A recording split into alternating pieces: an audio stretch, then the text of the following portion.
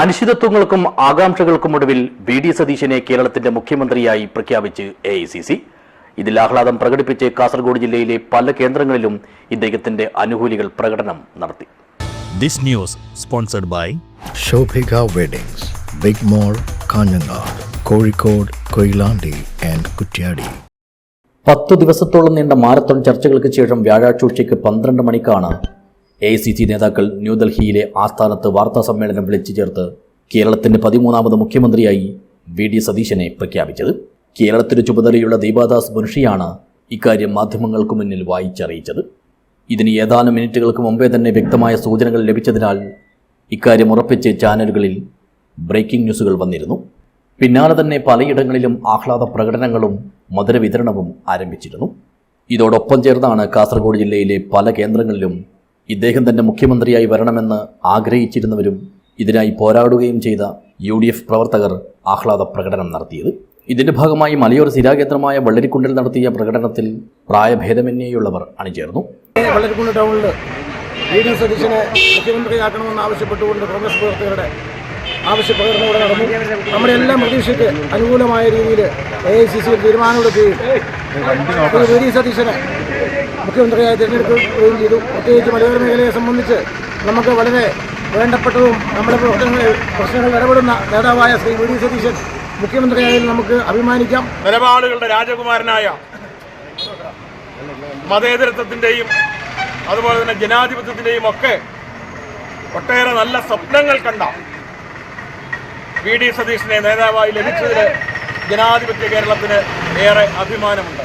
ബളാൽ ഗ്രാമപഞ്ചായത്ത് അംഗം Shobi Joseph, Shoni K George, T K. Yujin, Sunny Kalluvelil, Faisal, P C. Raghunathan, Jimmy Edappadiyil, C V. Sreedharan തുടങ്ങിയവർ പ്രകടനത്തിന് നേതൃത്വം നൽകി. കാഞ്ഞങ്ങാട് നടന്ന പ്രകടനത്തിൽ പ്രായലിംഗഭേദമന്യേയുള്ള നിരവധി ആളുകൾ പങ്കെടുത്തു.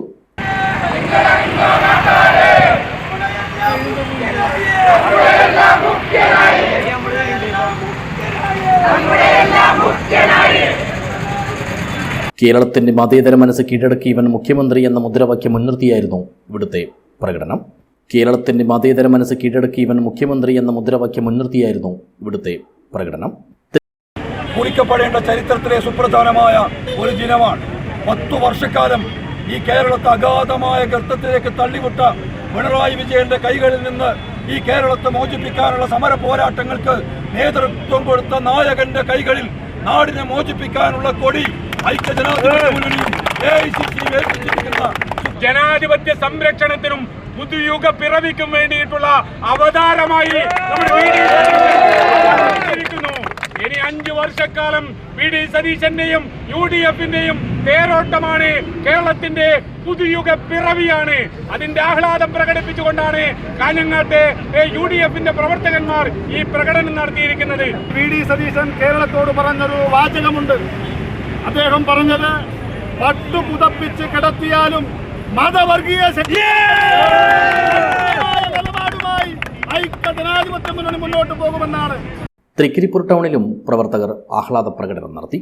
ആഗ്രഹിച്ചതുപോലുള്ള തീരുമാനം തന്നെ ഹൈക്കമാൻഡിൽ നിന്നും വന്നതിലുള്ള അതിയായ സന്തോഷം തന്നെയാണ് ഇവിടെയും കാണാൻ കഴിഞ്ഞത്.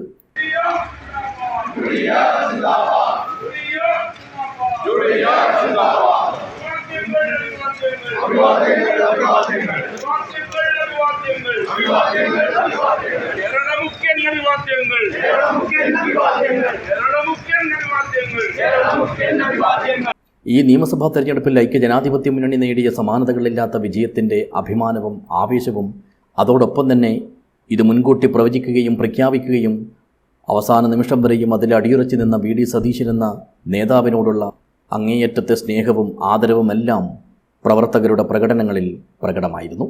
News bureau, Kasargod vision.